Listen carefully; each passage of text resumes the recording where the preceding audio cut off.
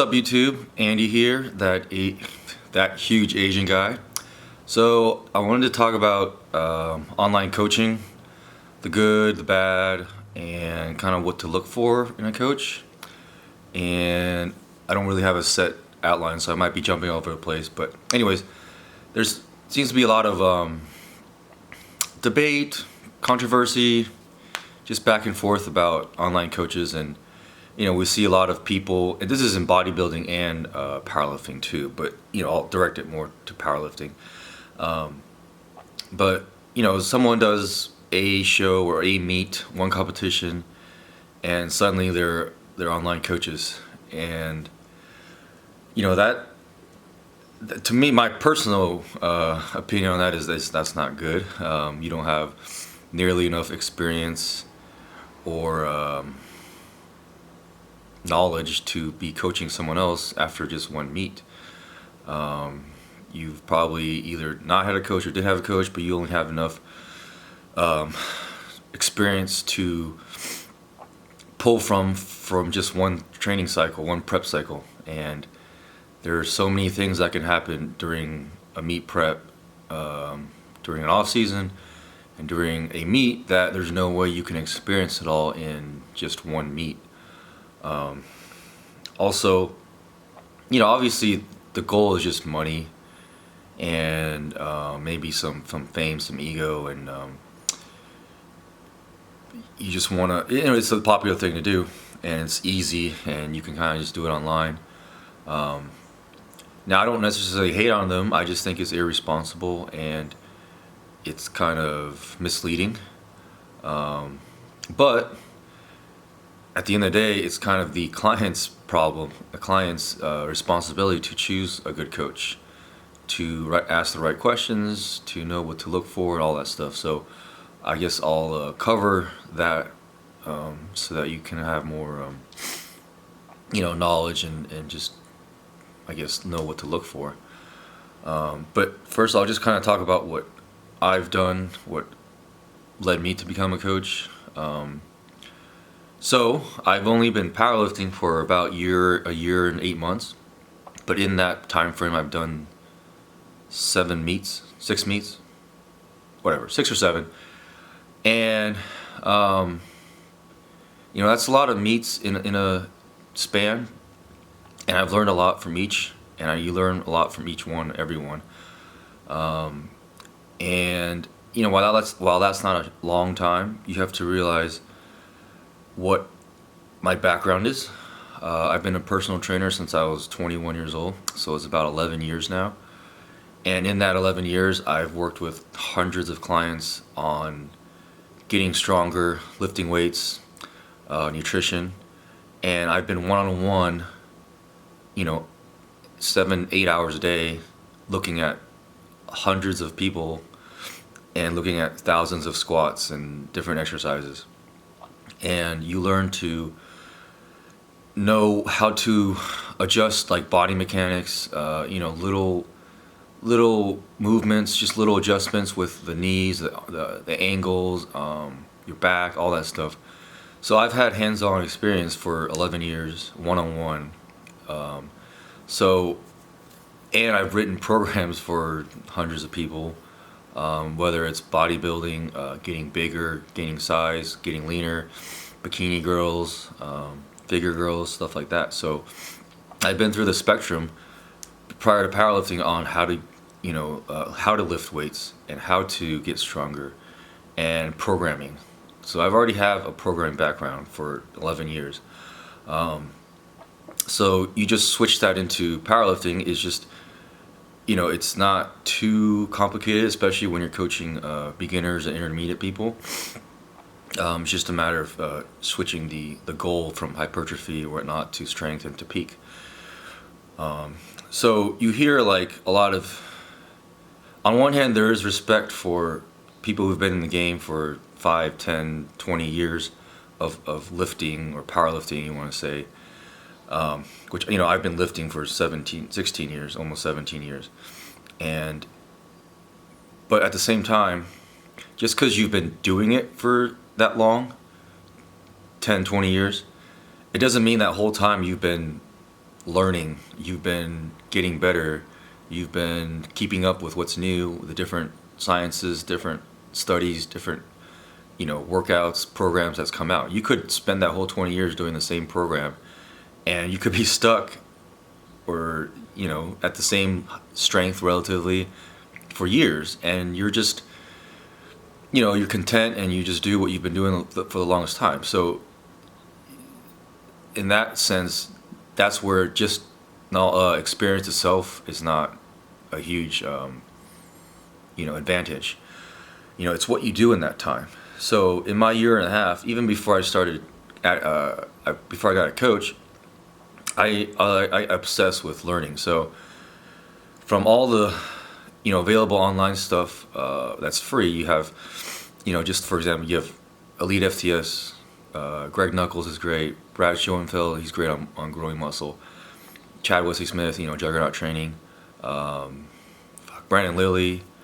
I'm just naming a few, but those were all free articles, programs, online, YouTube, Dan Green, sorry. And all these things you have access to with the click of a button. So, once I started powerlifting, I just immersed myself. I would watch YouTube, and every morning, my routine, when I get ready for the morning, I have some kind of YouTube or podcast playing. And even in the car, I don't listen to music too much, except for when I'm about to work out or something. A lot of times it's also podcasts. So, I just read and learn and take what I like and what I agree with. So, over the years, or over that time frame, what I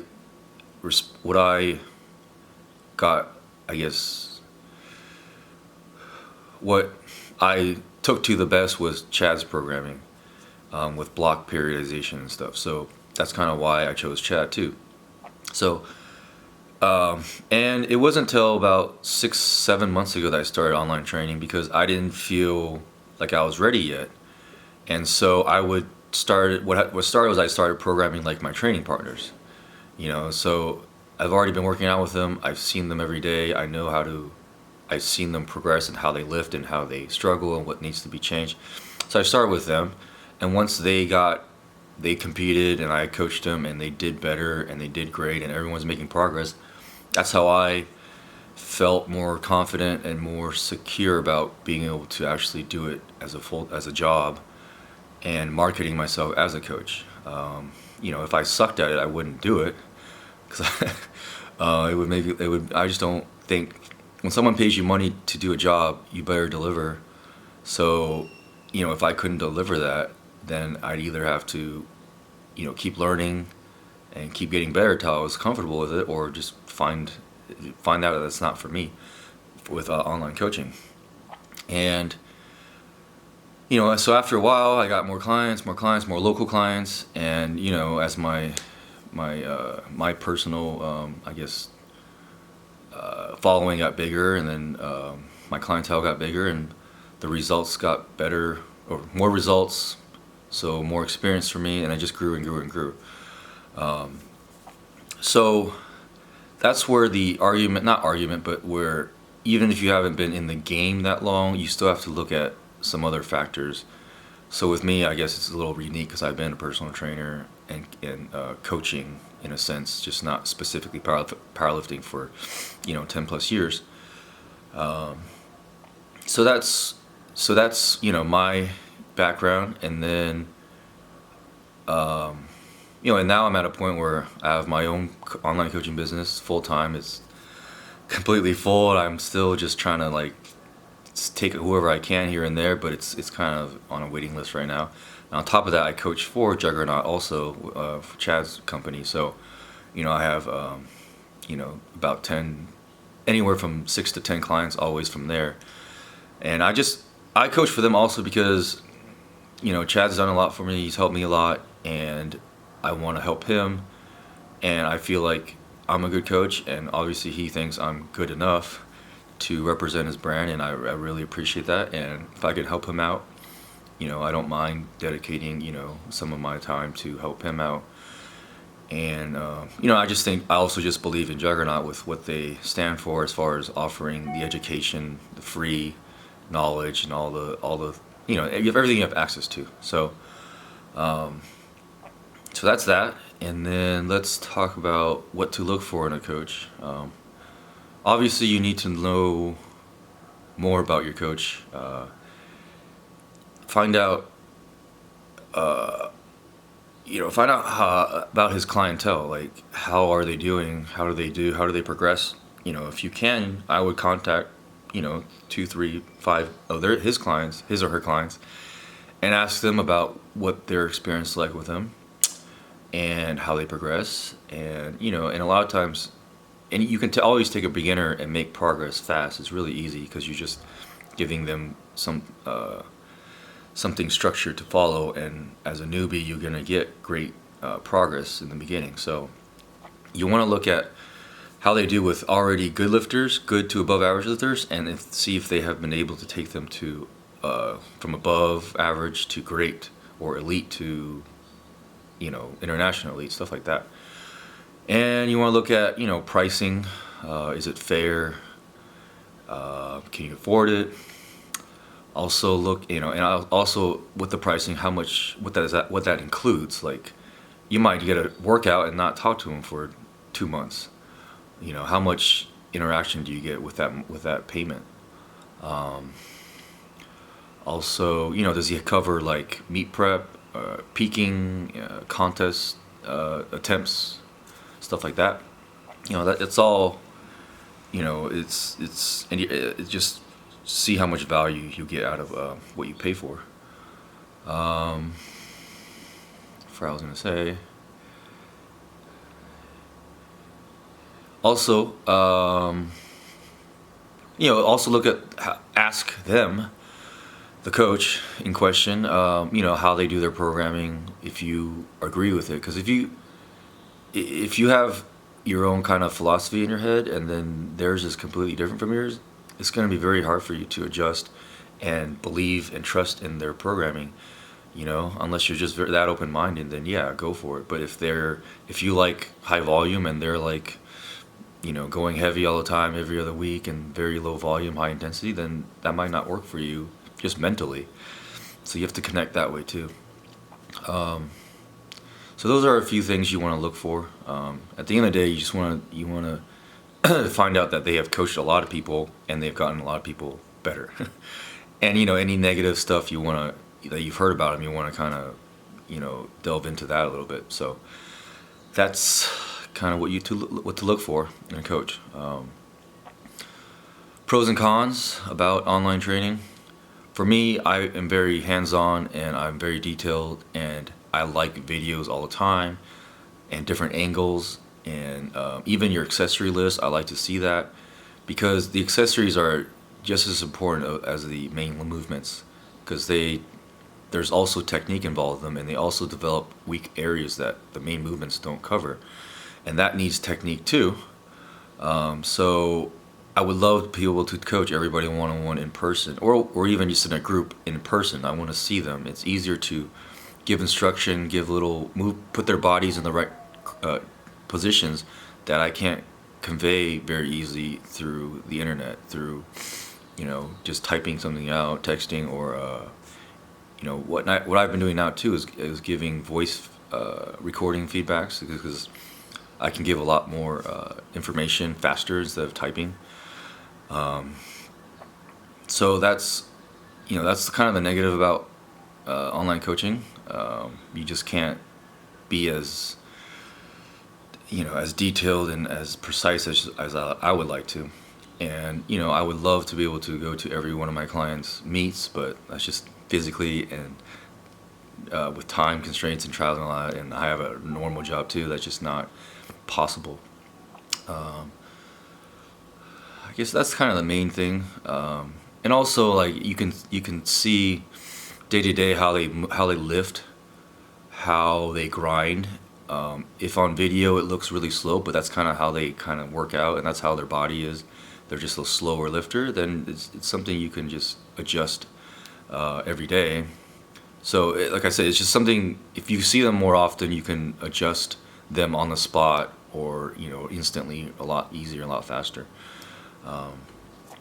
But the other positives are, usually it's cheaper.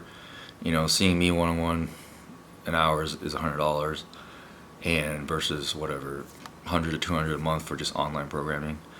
And for me, I can work with 40 plus people in a month versus I only have a few hours a day that I can see somebody one-on-one or in a group setting right now after my day job. So that way I can help a lot more people.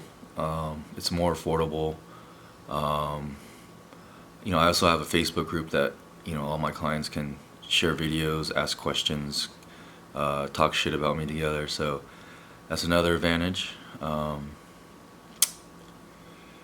And also, I think because I'm not on their ass 24/7 every day, you can kind of learn yourself a lot. I give you kind of the format, the outline, all the reps and sets, but a lot of the grind and all that you have to learn on your own, and you just have to do it. If I ask for this rep in this set, if you didn't have a coach, you might have not done that. But since I put it on there, you want to challenge yourself, or hit these numbers. So that's another positive about online coaching.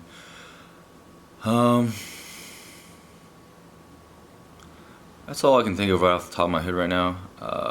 Just want to cover coaching and stuff. At the end of the day, these online coaches, it's their right to do what they want.